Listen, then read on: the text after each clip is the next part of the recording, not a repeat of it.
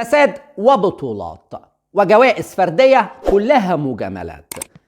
أهلا بكم. تسقط أنت وأموالك أمام كبرياء وعظمة أبناء النشامي. تسقط أنت وأموالك أمام موهبة يزن الناعمات، واحد من أفضل اللعيبة في آسيا على الإطلاق، وكان في قائمة 3 لعيبة اللي بينافسوا على أفضل لاعب داخل القارة. شيء غير مبرر على الإطلاق، شيء مش منطقي، هجوم غريب، شيء يدعو للغرابة والدهشة لأبعد درجة ممكنة. مجلس الكأس عربية نقل محملة علامات استفهام، وعربية نقل محملة صفار كمان. شيء غريب، مجلس تافه لأبعد درجة ممكنة، ما بيعرفوش الكورة مدورة ولا مربعة كمان. مش كده كمان، عنصريين جدا مع بلاد الشام تحديدا.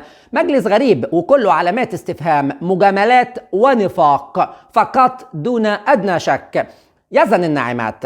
يزن الناعمات ده اللي ما بيتضايقوش وضعيات معينه، ده اللي بيستمتع وبيبدع في كل وضعيات اللعب. عائد من الاصابه الماتش الثالث مع فريقه، شيء غريب جدا. اولا هو محتاج ان يزن يلعب في الحراسه، ويلعب كمان في خط الوسط، ويلعب كمان دفاعيا، ويلعب كمان هجوميا. هو ده اللي عايزينه من يزن. يزن استحاله يلمعوه. ليه استحاله يلمعوه؟ استحاله يقولوا كلمه كويسه في حقه، استحاله اساسا يدوله حقه. تقول ازاي؟ هقول لك في ماتش قطر مع نادي قطر عمل ايه؟ سجل هدف وصنع هدف للمساكني وقتها، وعمل ماتش محترم جدا في كل مراحل اللعب، وكان افضل لاعب في الماتش. لا مش هنديك حقك، احنا عايزين نبهتك، عايزين نبخسك، عايزين ننزلك سابع ارض. هم دول اللي عايزين يعملوه فقط دون ادنى شك، مش عايزين اي شيء تاني.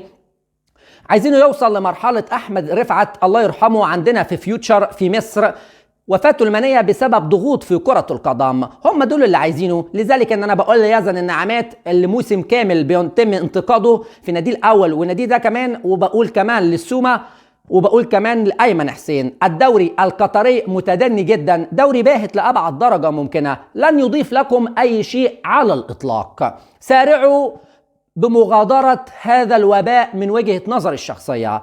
عموما باختصار شديد للغاية، نادي ضعيف جدا، نادي ضعيف جدا دفاعيا، كل ماتش بيستقبل 3 و4 و5 تجوال.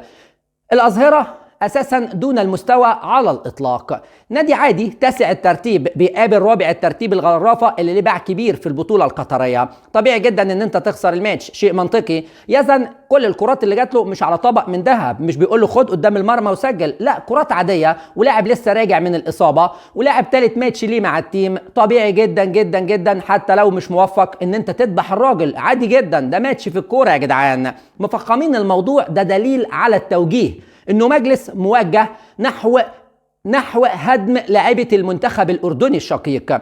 هم مجلس موجه فقط. هم عايزين يقولوا للمنتخب الاردني ان انت عادي، منتخب هش ولا لازمه، علشان نقول ان الفوز في كاس اسيا هو فوز شرعي، وده طبعا ما حصلش، ما كانش شرعي ب3 بنالتيات للحكم الصيني نهائيا.